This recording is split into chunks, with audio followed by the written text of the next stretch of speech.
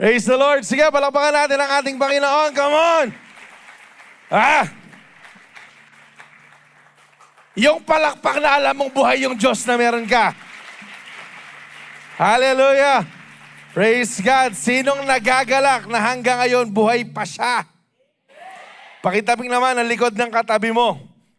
Ayan, kapag umaray, nagpalaspas yan. Ayan, praise the Lord.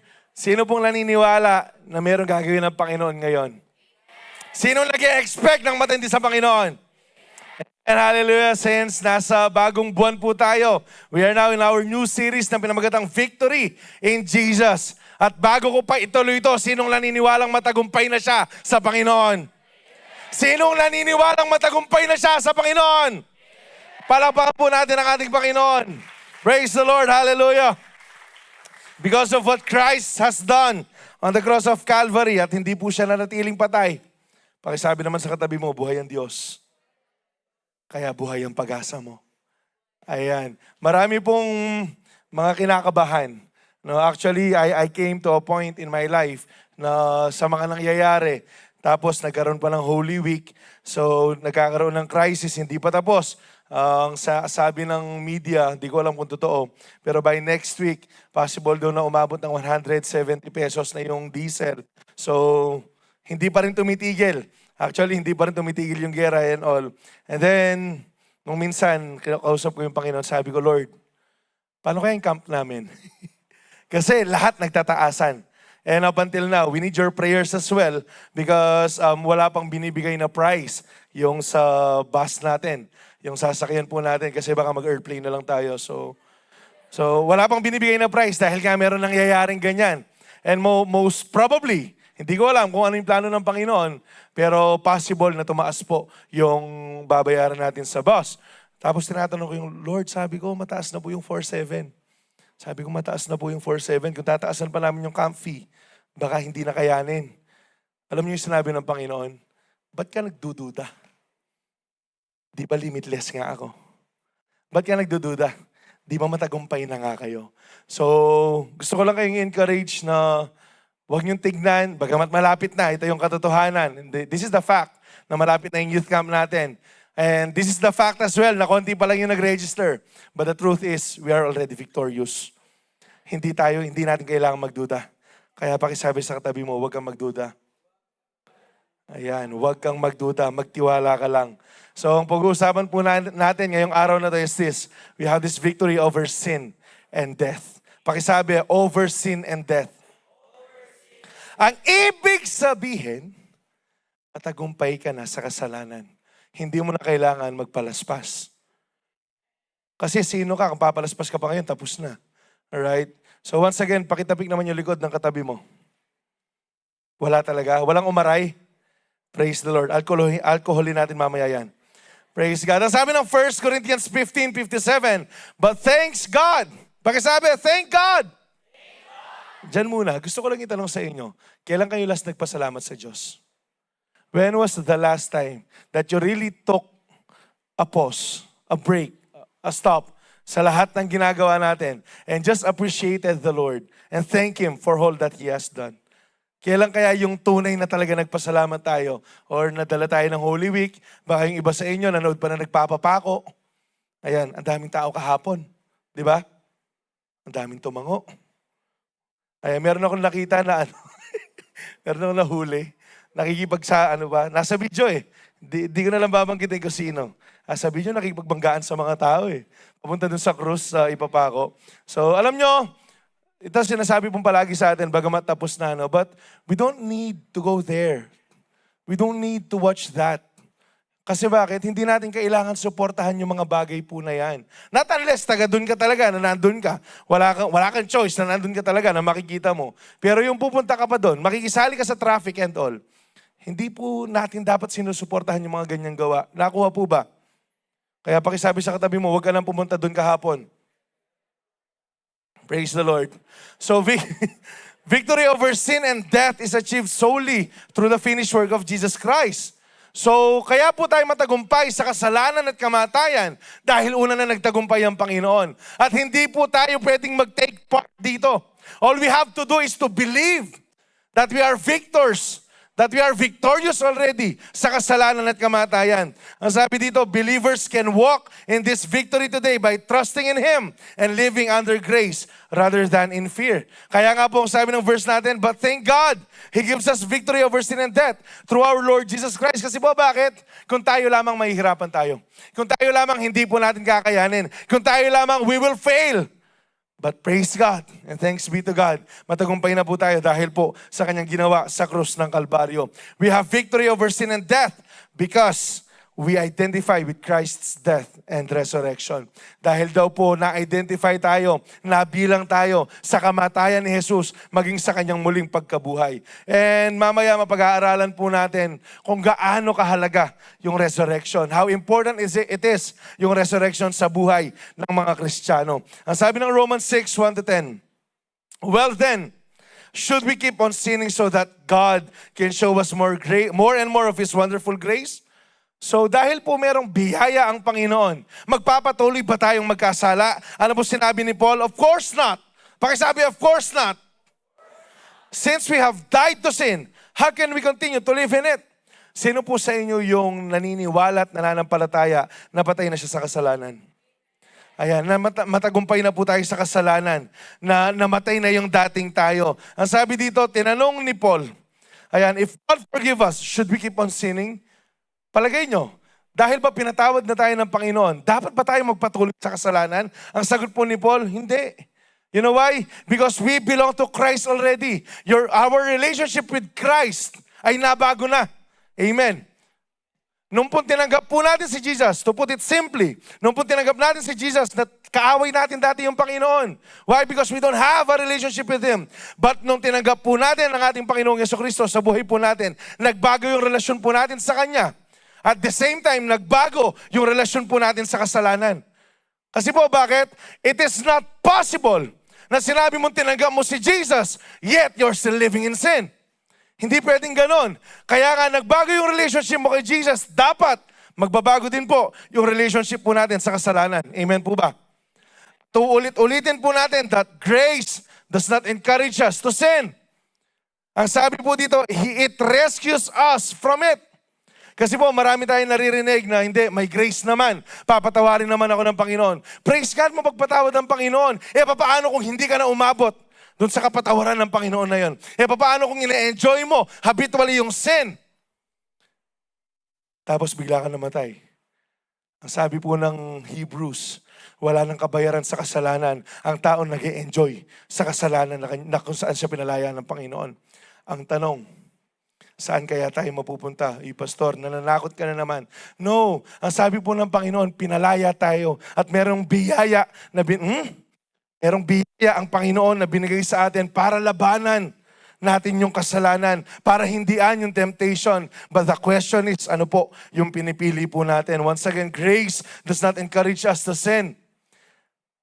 It rescues us from it. Para hindi na po tayo mag-enjoy sa kasalanan na to. Or have you forgotten that you were joined with Christ Jesus in baptism?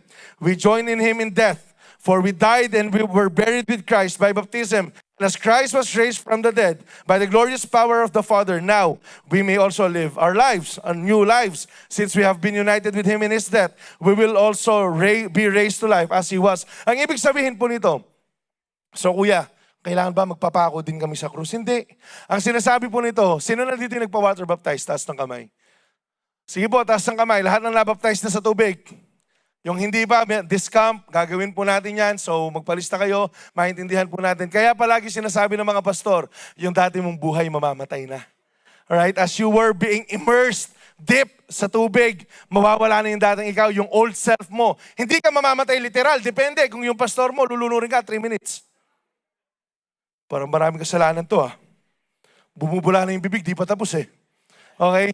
Pero kapag lubog na paglubog po natin, kaya ngayong ginagawa po natin, lahat nilulubog, buong ulo, hindi lang po wisik-wisik, hindi lang po tulo ng tabo sa bumbunan. Ayan, no, yung mga nabinyagan dyan. So hindi po ganyan yung ginagawa po natin. Why? Because biblically, ang sabi po ng baptism, it's being immersed. Kailangan po lubog, kaya nilulubog po lahat. So pagkalubog na pagkalubog mo is as if namatay ka na sa dating ikaw. Then, sa pagkaahon mo, that's why there is this wonderful mystery. Kapag nagkakaroon ng water baptism, parang meron kang nararamdaman na hindi mo ma-explain kung ano. I can still remember it nung hindi ko na lang babanggitin yung isang forerunner na po natin ngayon. Sa may Redeemed Youth Camp pa to. Nung ibabaptize po siya, no? Si ate. So ibabaptize po siya. Yung baptismal pool natin doon, malaki. Parang square lang na ano eh. So, lumapit sa akin. Wala pa man eh. Tinatanong ko pa lang eh. And then this person is just crying her heart out sa atin, Panginoon. You know why? Because there's something powerful in water baptism. That you are being identified with Jesus' death and His resurrection. Kaya alam nyo, praise the Lord, yung pong kapatid po natin na yon, hindi ko na lang babanggitin si Ate Shai sa inyo. Alam nyo kung anong ginagawa niya ngayon? Anong gagawa na yan eh? Coor, Connect, tapos forerunner, tapos siya po yung president ng CUF natin sa CCA. You know why? Because this person allowed herself to be identified sa kamatayan ng Panginoon. Hindi lang po siya doon, hanggang sa kanyang muling pagkabuhay. Ang ibig sabihin yung buhay na meron po siya, praise God for your life, Ate Shai. Pero yung buhay na meron po siya ngayon, ay binubuhay po niya para sa Panginoon. Kaya yan po yung power ng water baptism. I can still remember it as well, 2015. Sabay-sabay po kami ng mga kasama po namin ng mga intercessors way back na sa Di Paulos pa kami nabaptize. It was my second baptism. Kasi yung first baptism ko, medyo pakyut-pakyut lang. Yung aahon ka sa tubig. Tapos merong yayakap sa'yo na kuya. But when I fully understand what water baptism is all about, so nagpabaptize po kami ulit, and hindi ko makakalimutan yan, it was Pastor Is that baptized me in the water, na, mo talaga balo nung nanangatin. Pag-ahon na pag-ahon mo, I was just crying to the Lord. Sabi ko, Lord, thank you. Kasi parang sobrang gaan mo, parang akong umaangat eh. Pero grabe yung biyaya ng Panginoon. Alam ko, that very moment, God has changed something in my life. Kaya nga sa mga hindi pa nagpapabaptize, magpabaptize na kayo. Pakitapik naman yung katabi mo. Magpabaptize ka na. Bakit? Yan po yung katunayan. It is a public declaration of you living your life now for Christ and Christ alone. Verse 6, we know that our old sinful selves were crucified with Christ so that sin might lose its power in our lives. Ano po ba yung kapangyarihan ng kasalanan? Ito po yung kamatayan sa bawat tao. At gusto po ng Panginoon na makalaya tayo sa kapangyarihan po ng kasalanan po na yan. We are no longer slaves to sin. For when we died with Christ, we were set free from the power of sin. And since we died with Christ, we now also live with Him. Verse 9. We are sure of this because Christ was raised from the dead, and He will never die again. Kaya po merong mga relihiyon ang sinasabi po nila, si Jesus daw nag-fail. Bakit daw nag-fail si Jesus? Because He died. Sabi ni Kibuloy, nag-fail daw si Jesus eh. Kaya siya daw yung second Jesus. Kaya siya na yung may-ari ng mundo. Ang tanong, nakapagpa-clearance na kayo sa Kanya? Hindi niyo na alam yun. Tagal na ng joke na yun pala. Matanda na pala ako.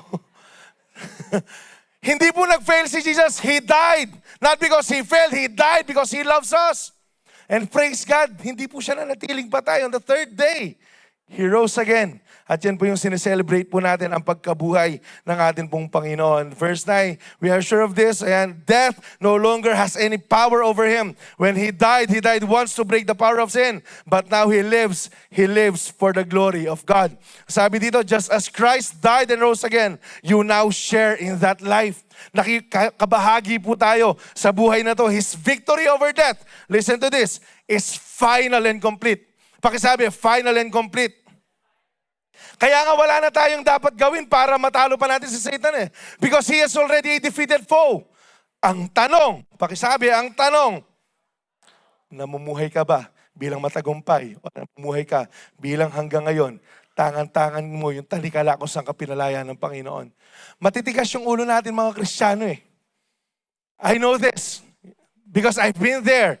Did all those things na kung saan ako pinalaya ng Panginoon, paulit-ulit akong bumabalik doon. But praise God, alam nyo, merong grace ng Panginoon. Hindi po natin kailangan bumalik doon sa cycle na yon. We are being freed from that cycle. Ang tanong, gaano mo ka gustong mamuhay na merong kalayaan?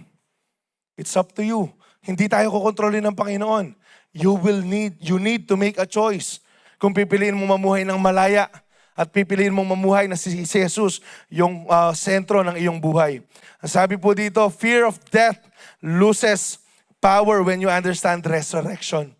Nawawalan daw ng kapangyarihan ang pagkatakot sa atin, lalo na sa kamatayan, kapag naintindihan mo kung anong ibig sabihin ng resurrection. You stop living defensively and start living purposely. Alam nyo ba, merong certain reasons kung bakit takot tayo sa kamatayan. Hindi ko napapataasin yung kamay ninyo kung sino yung takot sa kamatayan. And ito, personal ko silang reason. Correct me if I'm wrong. Pero kaya takot ka pang mamatay up to now is this. Because you still have compromises. Alam mong hindi ka sa langit pupunta. Second reason is this. It's because you don't know your Bible and you don't know your Jesus. Ang ibig sabihin, meron kang maling mindset kung sino yung Jesus na pinoportray ng Bible na binabasa mo. Kung binabasa mo man yung Bible. Pero tayong mga Kristiyano, kahit mamatay tayo ngayon, okay na tayo. Uy, marami pang takot ha. Tayong mga anak ng Diyos, kahit mamatay tayo ngayon, okay na tayo. Sinong excited na makita si Jesus? Sinong gustong mauna? Lagi nababawasan. Alam nyo, tara, ay sana ako Tara na kaya. Alam nyo, ito lang yung nai-imagine ko pagdating natin ng langit. Nai-imagine ko lang to, no? Pagdating natin ng langit. Ito lang yung palagay kong masasabi nating lahat. Sana pala noon pa. Sana pala dati pa. Ang mahirap, nasa langit na kami, san ka? Sabi dito, kaya hindi ka excited sa kamatayan. Alam nyo ba yung kamatayan? Kapag sa panahon na ng Panginoon, hindi yung premature death, yan po yung reward ng Panginoon sa atin. Kasi at last, makikita na po natin siya for all eternity. Kaya pakisabi sa katabi mo, huwag ka nang matakot mamatay. Ayan. Hindi ko naman sinabi magpakamatay tayo, please. Hindi po siya ganon. Ang sinasabi ko lang, maging excited po tayo na makita po natin ang mukhaan ng ating Panginoon. So, meron pong nilagay na illustration po dito, yung nangyayari sa caterpillar. Caterpillar, ayan, yung pong metamorphosis. Ito po yung nangyayari sa atin kapag nagkakaroon tayo ng maayos na relasyon sa Panginoon. Kapag naiintindihan mo kung gaano ka-importante yung resurrection ng ating pong Panginoon. Yung pong metamorphosis na nangyayari po dyan. Saan nag-start yung caterpillar? Sa sea. Very good. Hindi, saan nag-start yung butterfly pala? Sa caterpillar. Di ba caterpillar tapos cocoon? Oh, inaral ko yung kagabi. Caterpillar, cocoon. Tapos sa cocoon, dyan nalilitaw yung mga pakpak. Pero hindi mo pwedeng bulat-latin yung cocoon kasi ano mangyayari? Mamamatay. So ang gagawin, hihintayin natin yung cocoon na yan. Tapos kapag lumitaw na yung butterfly, it will be one. Insekto yung butterfly. Bira, nag-absent kasi ako ng science ko nun eh. Insekto yon. So, isa sa mga pinakamagandang insekto na pwede po natin makita yung butterfly. Lalo na nung kamakailan, nagpunta po kami sa Bohol ata yun, kung di ako nagkakamali. Tapos meron parang butterfly sanctuary doon. Ang gaganda talaga ng mga butterflies, mga different colors. Pero ang ibig ko po sabihin dito, spiritually, kapag naintindihan po natin yung kamatayan at muling pagkabuhay ng ating pong Panginoon, kailangan nagiging buhay po sa atin yung metamorphosis. Ang ibig sabihin, hindi mo kailangan manatili na caterpillar ka. Kailangan maging butterfly ka. Pakisabi sa katabi mo, maging butterfly ka. Lumipad bigla. Huwag kayong lilipad. Ang sinasabi ko lang, kailangan merong maturity. Kailangan merong changes na makita sa atin. Hindi mo pwedeng sabihin, tinanggap ko si Jesus, pero hanggang ngayon, kukun ka pa rin. Kasi po, kasama sa metamorphosis, yung mindset po natin. Your identity has fundamentally changed. You are not the same person you were before. Pakisabi, you are not the same person you were before Christ.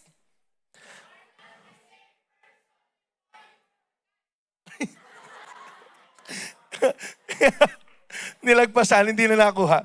You are spiritually united with His death and His risen life. Kaya nga ang sabi po dito, change is possible because your identity has changed. Kaya po, posible po yung pagbabago sa buhay po natin. Kasi po, binago po tayo ng Panginoon eh. Kaya kailangan maipakita po natin yung pagbabago. Dati tayong makasalanan, ngayon hindi na po makasalanan yung tingin sa atin ng Panginoon. We are now overcomers. Dati po tayong patay sa kasalanan, pero ngayon buhay na buhay po tayo kasama si Kristo. Kaya po nagbabago po yung identity po natin. Kailangan nating tanggapin na nagbago na yung identity po natin. Meron po akong nabasa, ang sabi niya ito, identity precedes behavior.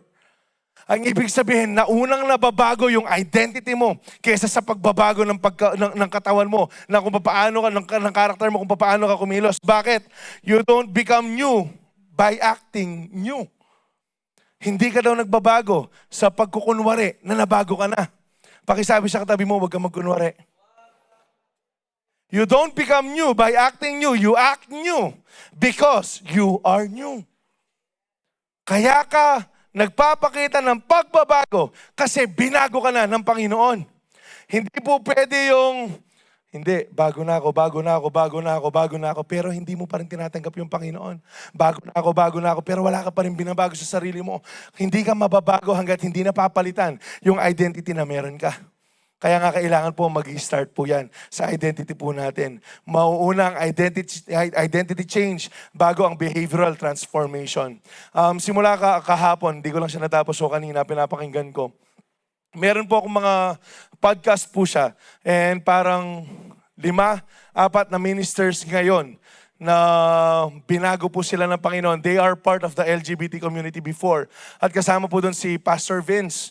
Si Pastor Vince, kung di ako nagkakamali, siya yung una na transgender.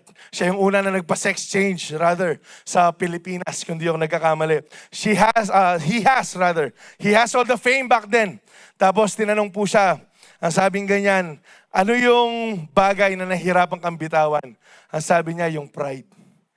But the moment na tinanggap niya kung sino si Jesus sa buhay niya, doon niya na-realize na hindi niya control ang lahat. And then actually, lahat po sila, 4 sila na mga ngayon ginagamit ng Panginoon. Some are pastors, some are ministers. Kaya po sila na-born again. Kaya po nila naranasan yung pagbabago, yung transformation, yung metamorphosis sa buhay po nila is because nalaman nila kung sino sila sa kanilang Panginoon. Nauna po yung identity change. Hindi ko po sinasabi na mahihirapan ng Panginoon na baguhin ka, no. Pero kailangan mo munang tanggapin na anak ka na ni Kristo. Kailangan mong ipamuhay, paniwalaan na anak ka na ng Panginoon para mabago din po yung kaisipan po natin. Nakukuha. YDC, are you there? Basahin po natin 1 Corinthians 15:13-19. For if there is no resurrection of the dead, kung wala daw pong pagkabuhay ng mga namatay, then Christ has not been raised either. Verse 14, and if Christ has not been raised, then all our preaching is useless, and your faith is useless as well. Mamaya, explain po natin yan. Verse 15, and we, apostles, would be lying about God, for we have said that God raised Christ from the grave. But that can't be true if there's no resurrection of the dead. Verse 16, if there's no resurrection of the dead, then hindi na buhay si Kristo. And if Christ has not been raised, then your faith,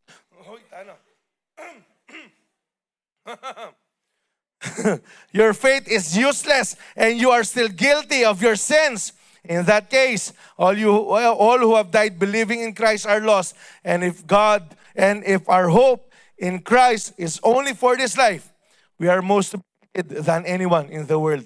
Ang sinasabi po ng verse na to, meron daw mga kagilagilalas na mangyayari sa atin ng mga Kristiyano kung hindi naging totoo yung pagkabuhay ng ating Panginoon. Ang sabi po dito, Christ is still dead. Yung pong sinabi dito, Paul lists the devastating consequences that would follow if the resurrection were a myth. Kung hindi daw po totoo, kung hindi tunay yung pagkabuhay ng ating Panginoon. Ang ibig sabihin, patay pa rin si Jesus. At kung patay pa rin si Jesus, then, ang sabi dito, nasa grave pa rin si Jesus.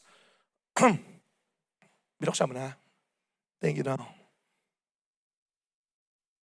Pangalawa, the gospel is empty. If Jesus is dead, the good news is a lie. Basically, walang good news. Walang kaligtasan. The apostles are liars. So kung hindi nabuhay talaga si Jesus, sinungaling yung mga apostles po natin. At kung hindi nabuhay si Jesus, siguradong kasalanan pa rin yung nangunguna sa buhay po natin. Kung hindi nabubuhay si Jesus, siguradong magbabagay yung kamatayan sa atin. At kung hindi po nabuhay si Jesus, if there's no resurrection of dead, lalo na po kay Jesus, we are most to be pitied. Mas kawawa po tayo kaysa sa mga unbelievers. But praise God. Pakisabi, praise God. Buhay ang sinasamba po nating Panginoon. Praise God, hindi sayang yung good news. Praise God, hindi sayang yung gospel. Praise God, hindi sinungaling. Praise God, na totoo pa rin yung sinasabi ng mga apostle sa atin. Praise God, matagumpay na tayo sa kasalanan. Praise God, nanalo na tayo sa kamatayan. Sinong masaya nanalo na siya sa kamatayan? And praise God, hindi po tayo kawawa.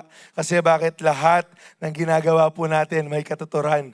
Ang sabi po dito, nilagay po dito sa message po natin, this ensures that every sacrifice made for the sake of the gospel, whether reputation, whether comfort or success, it is never in vain. Hindi po yan sayang, as we possess a future that transcends this world and proves we are to be envied, not pitied. Kaya po darating sa pagkakataon na sana mas marami po tayong mawin. Pero darating po tayo sa pagkakataon na mayroong mga tao magsasabi, sana pala nagtiwala ako sa Kanya. Sana pala pinaniwalaan ko siya. Meron po dati, last na lang bago tayo mag-move forward, na di ko alam kung napanood nyo na po yun, A Letter from Hell, na video po siya sa YouTube. And yung Letter from Hell na to, meron pong isang kaibigan na sumulat sa kanyang kaibigan na nasa langit. So yung kaibigan na sumulat, nasa impyerno po siya. Basically, ang laman lang ng letter is ganito. Alam mo pala yung daan papuntang kalangitan. Bakit hindi mo siya sinabi sa akin? Gets? Alam mo pala yung daan papuntang kalangitan. Bakit hinayaan mo ako mapunta ng impyerno? Paraphrase ko na lang, shorten ko na lang.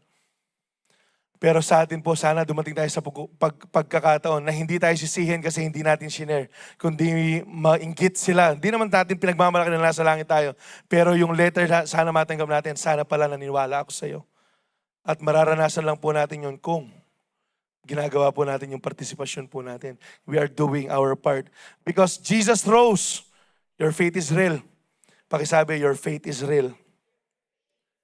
Because Jesus rose from the grave, your sins were forgiven.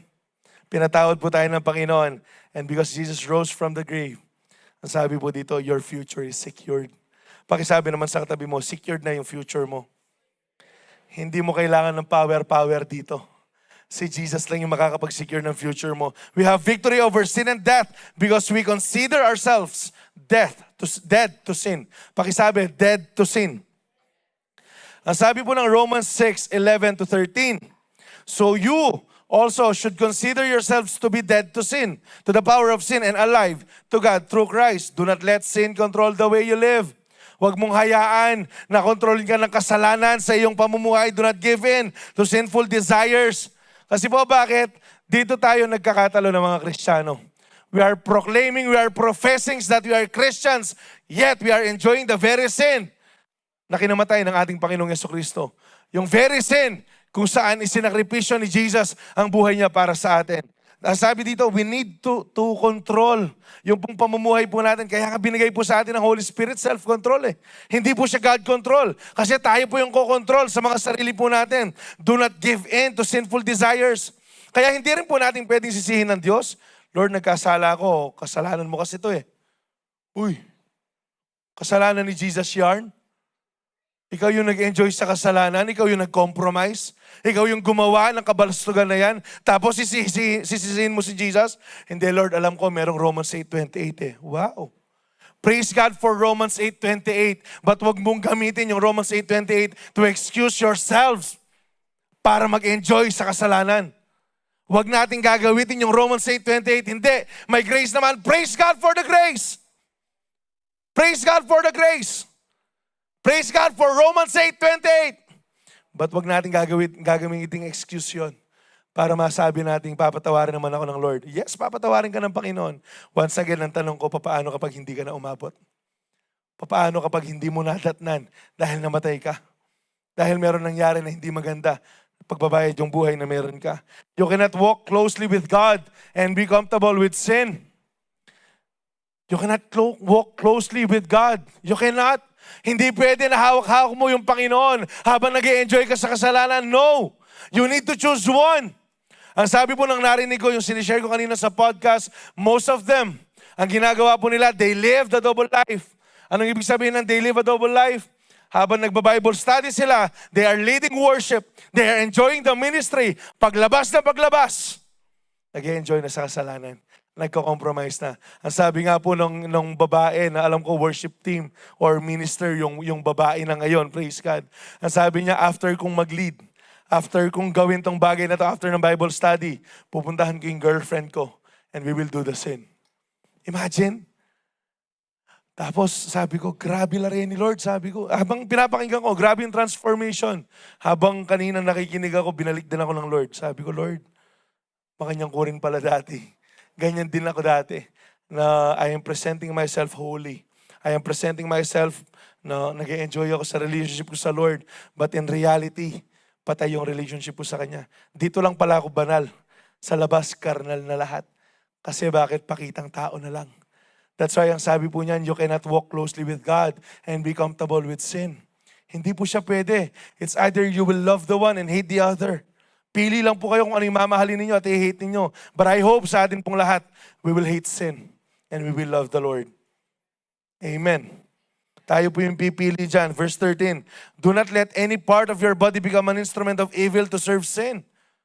Instead, give yourselves completely to God, for you were dead, but now you have a new life. Ang sabi dito, so use your whole body as an instrument to do what is right for the glory of God. Yung mata na meron ka, lahat ng may mata, magtaas ng kamay. Yung iba, ano kaya meron kayo? Saan kaya natin ginagamit yung mata na yan? Ano kaya yung pinapanood, binabasa ng mata po na yan? Yung bibig na meron ka, ano kaya yung lumalabas sa bibig na yan? Yung tenga, ano kaya yung pinapakinggan yan? Yung pong kamay na meron ka, ano kaya yung kinakaligot yan? Yung pong paa, saan kaya pumupunta yan? Yung isip, ano kaya yung tumatakbo dyan? I hope and I pray. Tayong lahat na patay na sa kasalanan, mabuhay para sa Diyos. We need to be enslaved to righteousness. Para po hindi po natin magamit ito pong katawan po natin para po sa kasalanan. Pakisabi sa katabi mo, huwag ka na mag-enjoy sa kasalanan. Sumagot, bakit mo alam? Ayan, so sabi dito, do not let sin reign sa buhay po natin. Kaya nga, yung pong kasalanan, alam nyo, yung temptation, it's everywhere. It's just up to us kung paano po tayo mag-indulge or magre-refuse sa kasalanan po na yan. So, victory over sin is not just found in trying harder to be good. Listen to this. Yung pong katagumpayan po natin, hindi siya makukuha sa willpower. Hindi siya makukuha sa gusto mo lang na mabago. Ang sabi po dito, but in the daily, moment by moment decision to consider yourself already free and alive to God. Ang ibig ko po sabihin, marami po sa atin na nag-try ng umalis sa kasalanan. Sino dito yung nag-try ng magbago then nag-fail? Taas ng kamay. Let's be honest. Yung tinry mong baguhin yung pangit mo na ugali tapos nag-fail ka. Ayan, karamihan. Praise the Lord. Maraming honest. Ayan. Lahat naman tayo, dumating tayo dun sa puntong, Lord, hindi ko nagagawin to. Lord, hindi na ako maggaganito. Lord, hindi na ako manonood ng porn. Lord, hindi na ako manonood ng K-drama. Lord, hindi na ako magkakasala. Lord, hindi na ako magbo-boyfriend. Hindi na ako mag-girlfriend. Lord, hindi na ako mag-chat muna habang wala ako sa season. Lord, hindi na muna ako magre-rebelde sa magulang ko. Lord, hindi ko na muna gagawin to. And then, a week later, tineng, you are in that very position na sinabi mo sa Panginoon na hindi mo gagawin. Bakit ko po sinasabi to? I've been there. Sinasabi ko po sa inyo, kung willpower at willpower lang yung pag-uusapan, we will fail. Kasi po bakit? Nasa flesh po tayo eh. Kaya ang kailangan po natin hindi yung willpower, kundi power ng Panginoon. Ang kailangan po natin yung transformative power ng Panginoon sa buhay po natin. Yung grace ng Panginoon sa buhay po natin para mahindihan po natin yung kasalanan. Sa papaanong pamamaraan, sa pag-feed sa sarili po natin ng salita po ng Diyos. Alam nyo, kapag puno ka ng salita ng Panginoon, hindi ka magkakasala. Hindi mo pipiliin ang kasalanan. Truth be told, if you are filled with the Holy Spirit, if you are filled with the Word of God, if you are filled ng thoughts of God, hindi ka mag-indulge sa kasalanan. Kaya nga ngayon mismo, na-assess natin yung puso natin eh. Am I filled with the Holy Spirit or am I still filled ng mundong to? Ganyan lang po yan eh. It's just that kailangan mong pumili kung anong bagay yung pupunuin mo sa sarili mo. Gagawin ko bang slave yung sarili ko sa kabutihan, sa kabanalan, o sa kasalanan? Tayo po yung pipili po niyan. Hindi po yung Panginoon. But I pray, tayo pong lahat sa biyaya ng Panginoon, piliin po natin na mamuhay na malaya na sa kasalanan.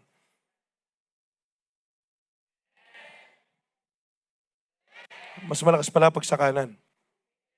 Praise the Lord. Alam nyo, magagawa natin to by point number 3. We need to rely on grace, not on the law.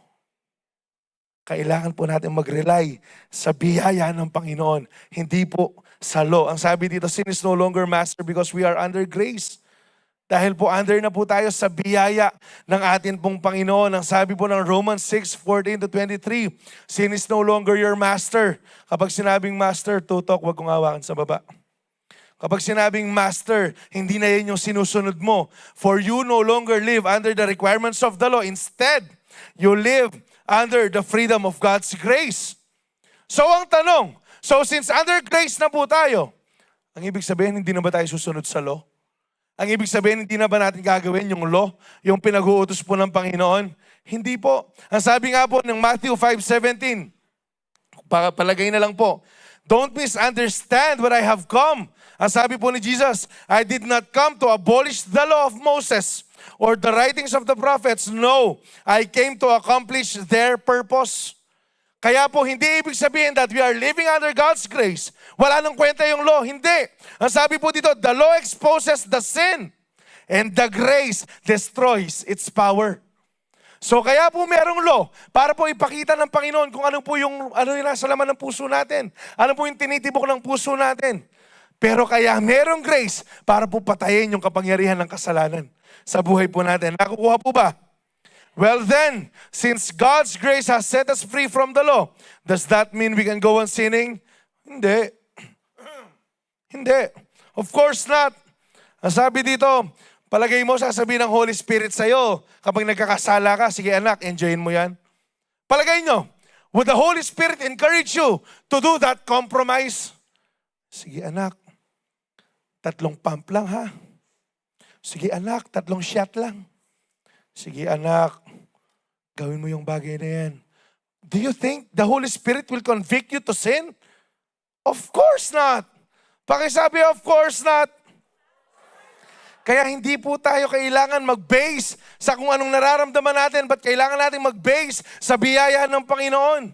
Kasi yung biyaya ng Panginoon, tutulungan ka to say no to ungodliness and worldly passion. Hindi po para gamitin yung kasalanan, para po maging excuse mo siya na meron namang grace. Ang sabi po dito, verse 16, don't you realize that you become the slave of whatever you choose to obey? You can be a slave to sin, which leads to death. Or you can choose to obey God, which leads to righteous living. So, palagi, you are always a slave of something. Pakisabi, a slave.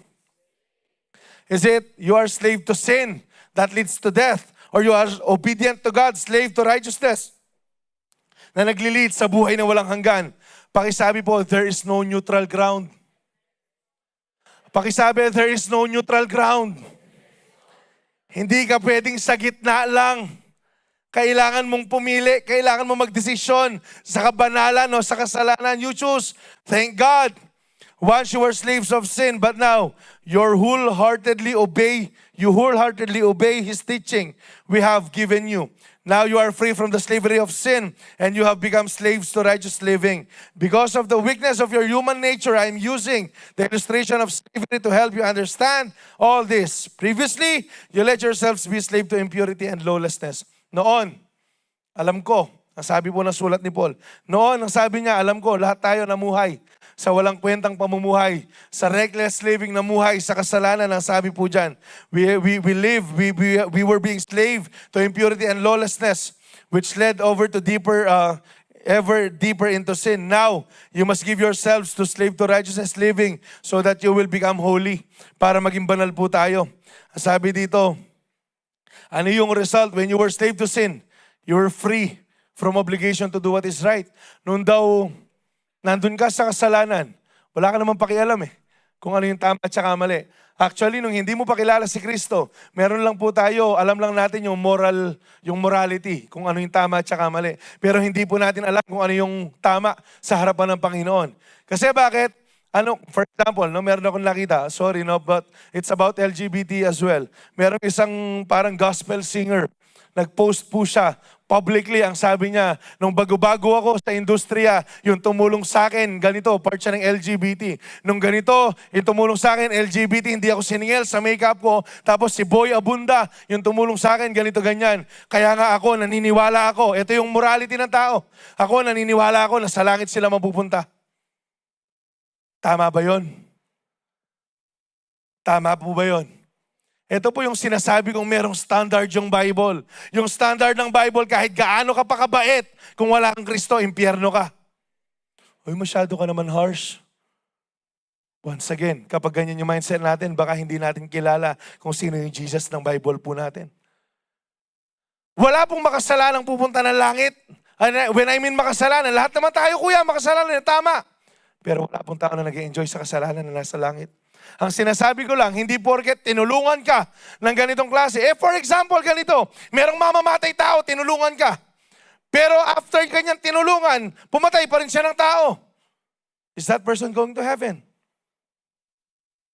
Kahit pagkaano ka pa kabait kung wala kang Kristo sa buhay, ang sinasabi ko po sa inyo, impyerno po yung dating natin. Pero kahit gaano ka kasama, tignan mo yung katabi mo, hindi yan yung tao na yun. Kahit gaano ka pa kasama, but sa certain point ng buhay mo, you have received Jesus, you have accepted Him, and then you obeyed His commands, namuhay ka sa righteousness. Kapatid, maniwala ka, langit ka pa rin. Kaya pakisabi sa katabi mo, may chance ka. May chance ka. Ang sabi po dito, verse 23, for the wages of sin is death. Pakisabi, death. Pastor, lahat naman tayo mamatay eh. Totoo. Physical. Pero yung sinasabi po dito, it is the spiritual kind of death. Eternal damnation, eternal separation from our Father.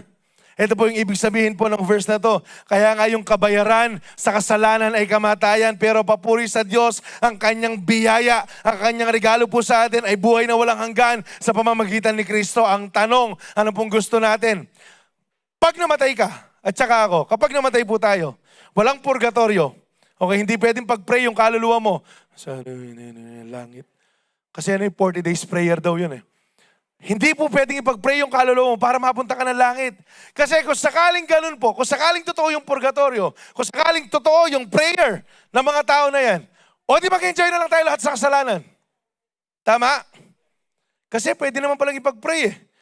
Yung bayad dyan, 100 lang yan, per misa. Kada banggit ng pangalan, pag-pray kayo po yung ibes. Sana mapunta tayo langit. Pag-pray kaya po yung Elaine, sana. Kung ganun yung standard ng Panginoon. Pero yung standard ng Panginoon, si Jesus eh. Kaya nga kung sinong meron lang Jesus, siya lang yung mapupunta ng langit eh. Ang tanong, saan kaya tayo ngayon? I hope piliin po natin yung buhay na walang hanggan, nakasama yung Panginoon. Once again, pareho po silang buhay na walang hanggan. Ang kaibahan lang, yung isa kasama mo yung Diyos na nagmamahal sa'yo. At yung isa, wala yung presensya ng Panginoon doon. That's why it is called hell. Nakukuha po ba? Pakisabi sa katabi mo, ikaw yung pumili. Ikaw yung pumili.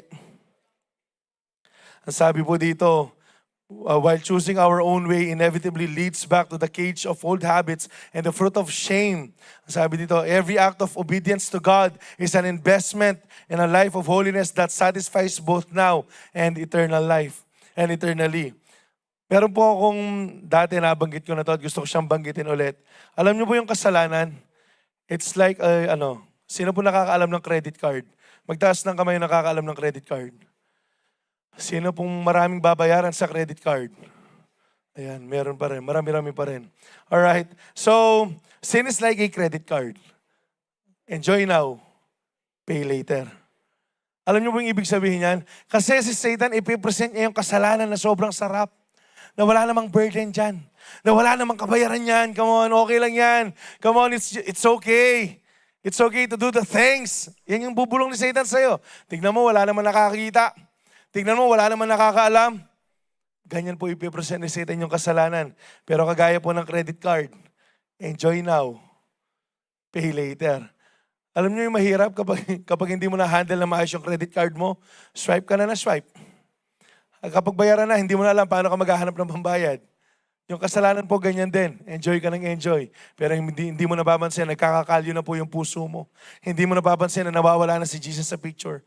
At hindi mo nababansin, pa-impyerno ka na pala. But praise God for the grace. Hanggang ngayon, meron pa rin. The small choices you make daily are shaping your future. Yung mga bagay po na pinipili natin, mga kabataan, lalo na po sa inyong lahat. Paulit-ulit po namin sinasabi po sa inyo. Paulit-ulit po namin nilalathala yung mga buhay po namin, yung mga pagkakamaling nagawa po namin. Not for you to copy them. Not for you to enjoy the same sin that we've enjoyed before, na akala namin masaya. But for you to learn from them. But for you to prevent from falling to that same temptation that we've fallen from before. Kaya po namin sinasabi para hindi nyo na ulitin. Ngayon, kung uulitin nyo, it's your choice. But I encourage you not to do so. Mahirap. Masarap pa rin sabihin sa Lord na buti na lang, Lord, sumunod ako sa iyo. Hindi ko pinakinggan yung laman ko. Kesa sa sana pala, Lord, sumunod ako. Kesa sa pinakinggan ko yung laman ko. Nakukuha po ba? The small choices you make daily, yung gagawin mong choice ngayon, it will affect your future. Ang tanong, yung bang choice na pinili mo kahapon, last week, last month, last year, palagay mo ba ililid ka niyan papuntang kalangitan? Kung oo, ay pagpatuloy. Kung hindi, tigilan, iwasan, putulin, at magpatuloy sa ating Panginoon. Nakuha po ba? May natututunan ba?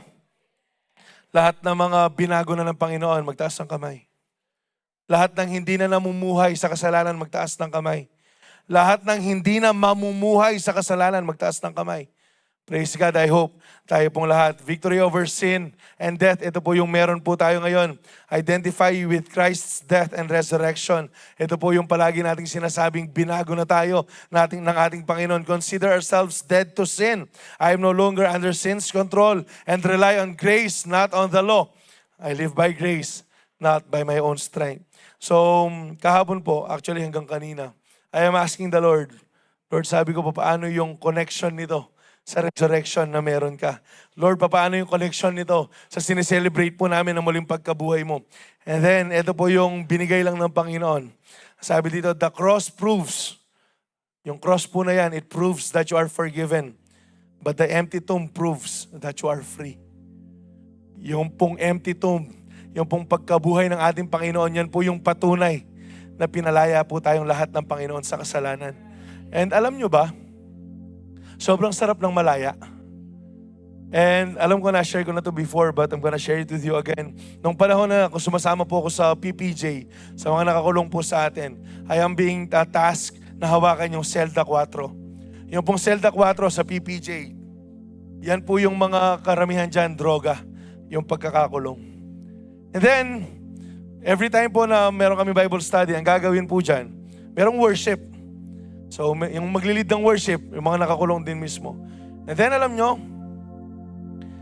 grabe yung freedom na meron po sila. Yung ginawa nilang kanta, ang sabi nung kanta, kung hindi ako nakulong, hindi ko malalaman kung paano mamuhay ng tunay na kalayaan. Imagine, these are the people na nakakulong. They were addicted by drugs. Nagtulak po sila. Yung iba, hindi ko alam kung talagang nakasuhan lang or pinagtripan lang na nandun sila.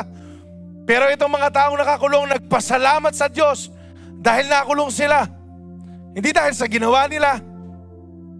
Pero dahil dun po nila nalaman at na-realize na yung tunay na kalayaan, hindi sa labas ng kulungan. Na yung tunay na kalayaan, kay Kristo po lamang. And alam nyo, we did something, hindi ko makakalimutan to. Yung topic natin sa church nun, it's about parang vision. Okay, we need to envision na victorious ka na. And then meron pong pinagawa yung Panginoon. These people na nakakulong, yes, sobrang masaya po sila na na-encounter nila yung Panginoon. But they were so excited. Sobrang gusto po nila na maranasan ulit yung kalayaan na dito sa labas. Actually, karamihan po ng nakausap ko sa kanila personal, simula sa nagbabaton, yung namamalo sa kanila, sa mayor, sa spiritual leader na meron po sila, karamihan sa kanila, ito yung sinasabi nila. Kapag lumabas kami, hindi na ako babalik dun sa dati. And then sabi ko, meron ganitong klaseng eagerness, itong mga nakakulong na to.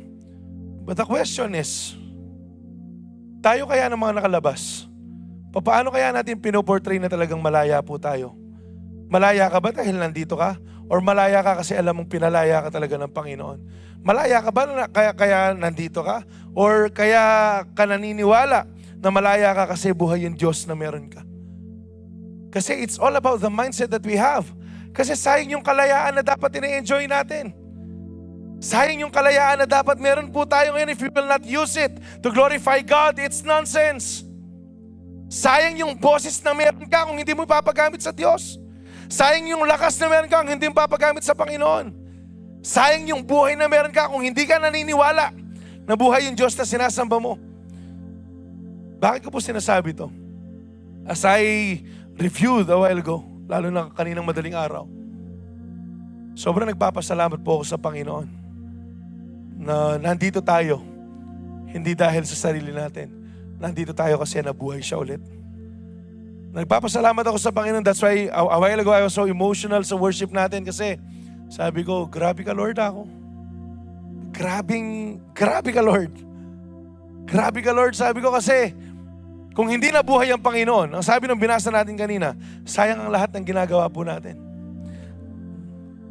But because He is risen, dahil buhay ang ating Panginoon, gusto ko lang pong sabihin na hindi din sayang yung pag-asa na meron ka. Because He is risen, hindi sayang yung panalangin na meron ka. Dahil buhay ang ating Panginoon, hindi sayang yung pananampalataya mo. Dahil buhay yung Diyos na sinasamba mo, hindi sayang kada patak ng luha mo. At dahil buhay ang Panginoon, wala nang puwang yung takot sa puso mo. Dahil buhay po yung Panginoon, wala nang puwang yung lungkot, yung depresyon. Wala na pong puwang yung mga bagay po na yan sa puso po natin. Wala nang puwang yung kalaban po natin. At papuri sa Panginoon, wala pong sayang sa lahat ng sakripisyo na ginagawa po natin. To those of you who are serving the Lord, praise God for your life. It will never be in vain. To those of you who are having your campus ministries, praise God for your lives. It will never be in vain. Kasi bakit? Kasi buhay yung Diyos na sinasamba mo. Ang ibig ko lang pong sabihin, just to top it all up, yung buhay na meron ka, hindi yan masasayang basta iaalay mo sa Diyos na buhay. Ang tanong, gaano mo ka gustong mabuhay para sa Panginoon? The question is, gaano mo ka gusto na mabuhay para sa Panginoon? Once again, simula kanina kung naririnig ninyo, it's not the Lord who will control your lives. Tayo po yung pipili kung mabubuhay ka para sa Kanya o mabubuhay ka para sa kaaway niya. Ang tanong, sinong handa ng mabuhay para sa Panginoon? Kung talagang handa kang mabuhay para sa Panginoon, tumayo ka. Walang pilitan. Walang gaya-gaya. Kung talagang willing kang mabuhay para sa buhay na Panginoon, magtaas ka ng kamay. Let's pray. Father, we thank you. Panginoon, ayaw po namin masayang yung buhay po namin. Gusto po namin magamit ito para po sa inyong kapurihan, Panginoon. Lord, ang inihiling ko, bawat isa po sa amin, iaalay. Panginoon, lahat kami na nakataas ng kamay, Panginoon, iaalay ang aming buong buhay, Panginoon, para po mapurihan ka, para po mapagsilbihan ka, para sa inyong kapurihan, Panginoon. Lord, we thank you for we are now overcomers, God. We thank you. Hindi na kami enslaved ng kasalanan, Panginoon. And Lord, we are asking you, ito pong buhay po namin, Panginoon, ay maging banal na papuri sa inyong harapan, maging mabangong samyo sa inyong harapan, Panginoon. That in everything that we do, or say, or think about, we'll just give glory to your name, Jesus. Lord, kagaya po ng aming napag-aralan, makakaya po namin, not because of our own strength, but because of your grace that continually empowers us to do the things that glorifies you. Maraming salamat, Panginoon. Salamat, salamat. Maraming salamat. Dahil alam po namin, maging itong panalangin po na to, hindi po ito sayang. Dahil ikaw na aming Panginoon ay nabuhay ka. Dahil buhay ang Diyos na aming pong sinasamba. Maraming salamat, Ama. Ito po